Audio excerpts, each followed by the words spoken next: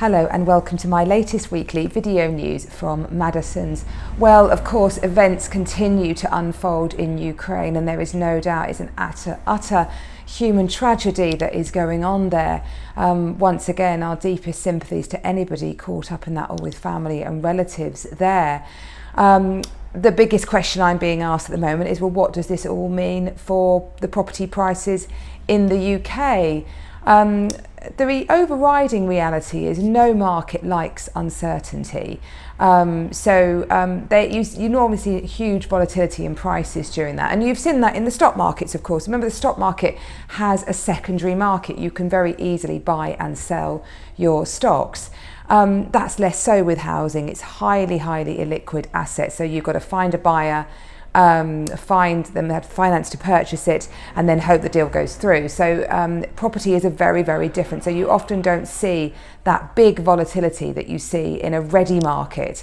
So the housing market in the UK, well, what's been going on as a result of it? Of course, inflation was already raging. I've been talking about that quite a lot. And there will be pressure on oil and gas prices as a result of a possible energy crisis. So expect to see inflation rise still further.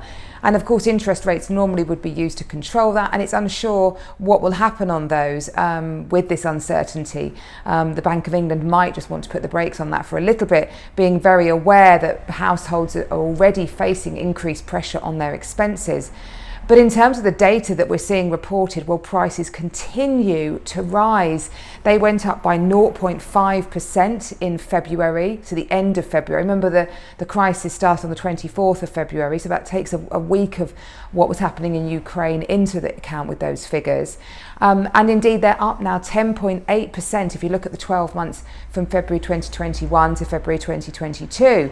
So continuing to rise, that imbalance in supply and demand still being fueled and making those prices rise.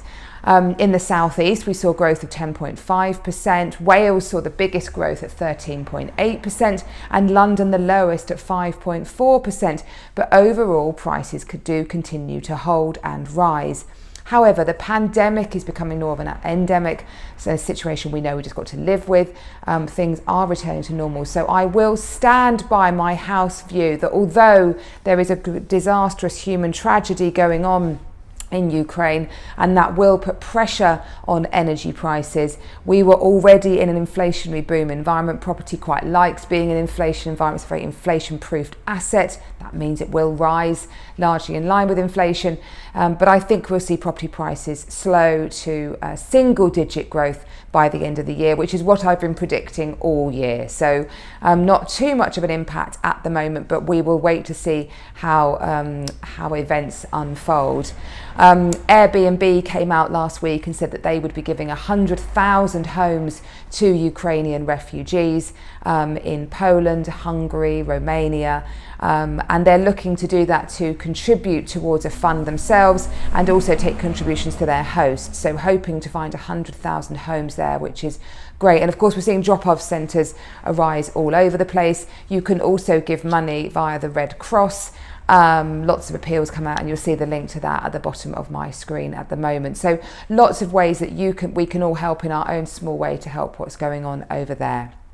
Well, of course, spring feels like it's getting back into the air. There's a sense of new beginnings. I'm delighted to report that I did move house last week. So do now start to head over to the Instagram. I'm going to start to regularly post what's going on with my build.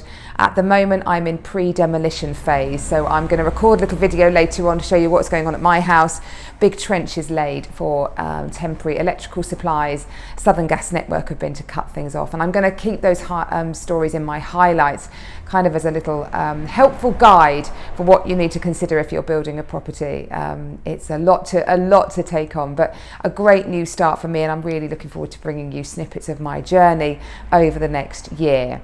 Well, a great new property that we've launched certainly doesn't need anywhere near that level of work. It's a beautiful 2-bedroom flat in St Nicholas Court in Sevenoaks. So it's got a fabulous location just off the high street, easy walking distance to a train station, and presented in beautiful condition. You could move in and relax relaxed from day one. It's got underground secure parking for 2 cars, a private garden that leads onto a further area of communal garden. So this flat has so much to give and offers in a guide region of £650,000. So if you'd like any more details on that, do get in touch. I hope you have a lovely week. Stay warm. It's chilly today, hoping it will warm up, and look forward to seeing you next week. Bye bye.